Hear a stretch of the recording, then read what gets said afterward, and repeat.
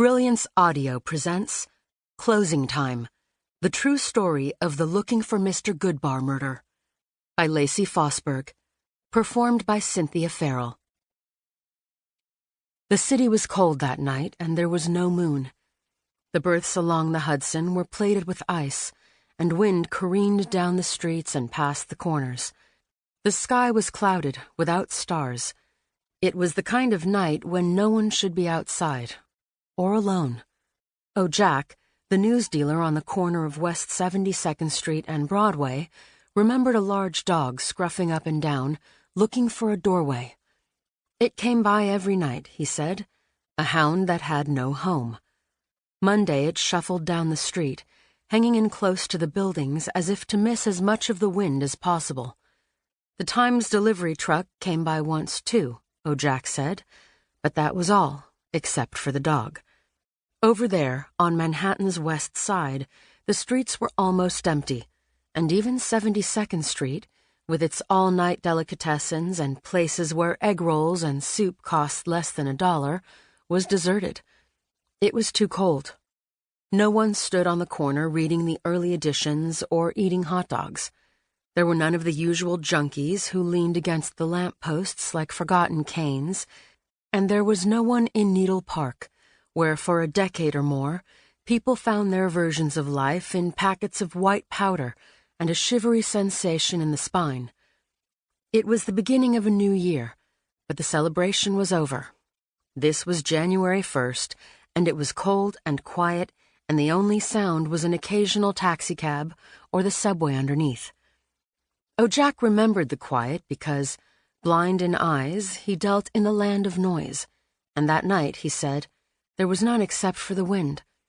The only action at his place was Long John's all-night talk show and the dog licking at his glove, and then the sound of him pushing up against the metal doorways as he went off down the block toward West End Avenue.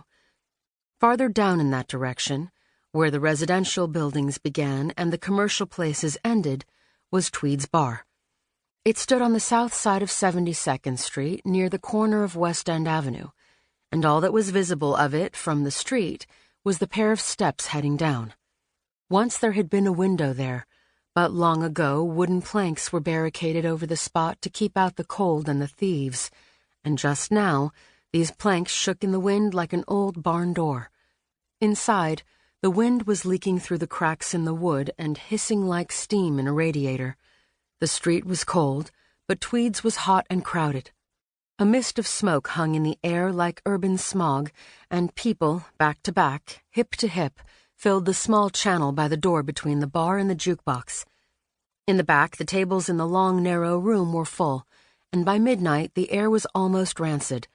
It smelled of liquor and smoke, hamburgers and sweat, and every now and then the scent of weed wafted through the crowd like a conversation faintly overheard. Joe Willie Simpson was there, drinking alone at the bar. Danny had gone home. He said he wanted to start the new year right. Joe Willie liked the sound of the noise and the feel of the glass. He sat on the stool at the far end, close to the cash register, and listened to the music and the voices in the room, and the words inside his head. His hair was blonde, his eyes blue, his face strong and bony. Afterward, no one remembered him. Catherine Cleary was there, too, drinking alone at the opposite end of the bar. Her long red hair covered much of her face, and her eyes were serious.